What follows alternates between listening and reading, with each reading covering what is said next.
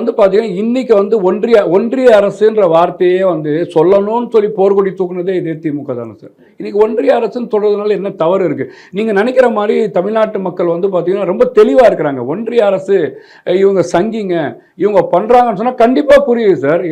விஜய் அவர்கள் வந்து நான் பாசிசத்துக்கு எதிரானவர், நான் ஒன்றிய அரசை எதிர்க்கிறேன்னு சொன்னா மக்கள் புரிஞ்சுக்கிறாங்க. இவர் வந்து பாஜகவை எதிர்க்கிறாரு. அவ்வளோ ஒரு பாஜக வந்து இந்த தமிழ் மண்ணுக்காகவும் தமிழ்நாட்டுக்காகவும் ஒரு ஒரு ஒரு இஸ்லாமிய சமுதாய கிறிஸ்தவ சமுதாயத்தை அடிக்க துணிக்குது.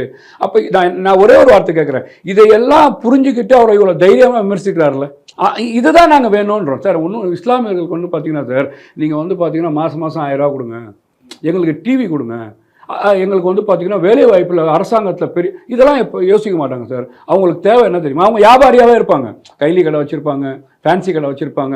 அவங்களுக்கு என்ன தெரியுமா சார்? நாட்டில் பாதுகாப்பு தேவை, எங்களுக்கு செக்யூர் தேவை. இந்திய நாட்டில் வந்து எங்களை அடிக்காதீங்க, எங்களை ஹிஜாப்னால அடிக்காதீங்க, மாட்டுக்கறினால அடிக்காதீங்க, முத்தலாக்னால அடிக்காதீங்க. இந்த சமுதாயத்தை எவ்வளோ தான் அடிப்பீங்க?